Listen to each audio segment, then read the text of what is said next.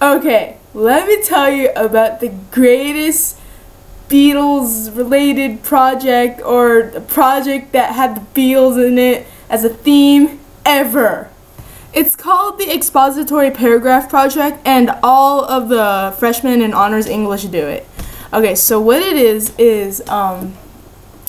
the freshmen, since they're getting introduced to the new way of writing since they're getting an introduction to writing high school style essays, they do this project where it helps them get to know the parts of the expository paragraph, like topic sentence, analysis, evidence, transition, concluding sentence, all that. And all this week I passed by this class where this teacher teaches freshmen, and they did the project, and I saw an expository Beatles project.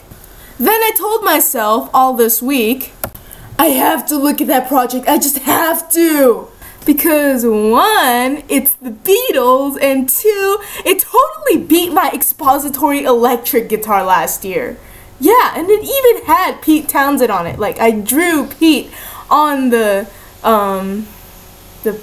poster, and I think he served as the concluding sentence, I think? Yeah. But anyway, back to the expository Beatles thing. Let me tell you what it actually had in it. Okay, so the first one was topic sentence. Yeah. Topic sentence, and topic sentence was Brian Epstein. And the person said that just like the topic sentence that forms your whole idea, Brian Epstein formed the Beatles. So yeah.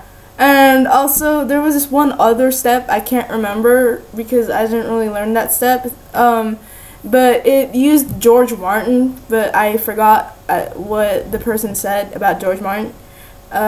So yeah, anyway, the next evidence, which was John Lennon. Yeah, the first evidence was John Lennon.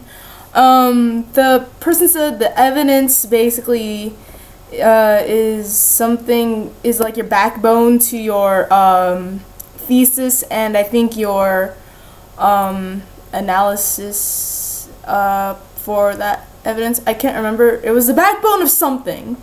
And just like the evidence, John Lennon is also the leader of the Beatles.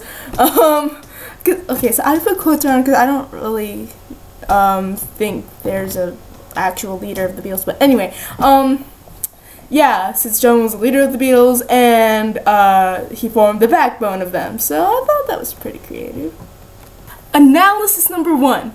Analysis number one was I think Julia, and that is like your starting point of what you're trying to point out on your evidence. And just like John Lennon's starting point, his starting point was Julia, because without Julia, there's no John. Analysis number two, revolution. Yeah, it was revolution. And revolution described like John Lennon's viewpoint in life around like his 20s, 30s, around that time, yeah, late 20s. And it also supports what he believed in. And just like your analysis 2, it supports what your evidence is. Analysis number 3, in my life. Your analysis number 3 is supposed to sum up what your first 2 analyses are. And basically, just like what analysis 3 does, in my life, it's supposed to sum up what John's life was. So yeah, anyway, moving on. After that, you have your transition, which is the sentence that helps flow your first idea to the next, which is also known as your second evidence. And the person used George Harrison to do that, because just like how the evidence flows one idea smoothly to the other, George Harrison helps a song flow with his guitar solos and all that, and I thought that was cute. Aww. Okay, now before I get to my next part, I just wanted to tell you that this is my favorite part of the kids project, because number 1, it's Paul McCartney, number 2, it's Paul McCartney, number 3, it's Paul McCartney, and number 4, it shows how much Paul's a dork. Oh my god. Okay, so anyway, evidence number 2, Paul McCartney. Okay, so just like your evidence number 1, it's supposed to give backbone to your thesis and to the rest of your analysis. So yeah, that's what Paul McCartney does too, because he also assumed leadership around like 1968 or something. So yeah. Okay, now here is the really funny parts, the 3 analyses. Okay, here we go. Analysis number 1. For No One. For No One is supposed to describe Paul McCartney's musical taste, not really musical taste, but like his musical style and his like inner feelings and all that.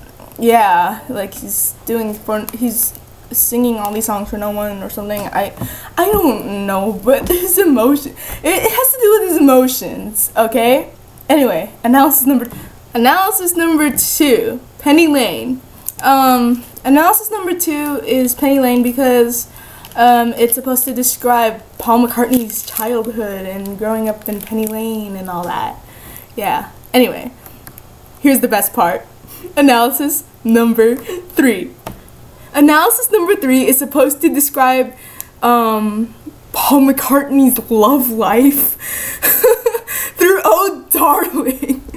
And yeah, so basically this kid is trying to tell me that Paul McCartney's life is based on love, and oh my god, how right is he or she? Man, god, I gotta meet this kid. And then according to the kid, last but not least, is the concluding sentence. Yep, the concluding sentence is Ringo Starr. And okay, I can tell this person is probably from Tumblr. This person is like, the concluding sentence is not really that important. It just gives you a finished feeling in your expository paragraph, and that's how Ringo Starr is.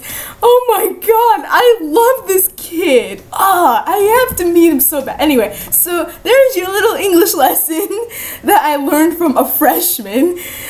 So yeah, that's basically it.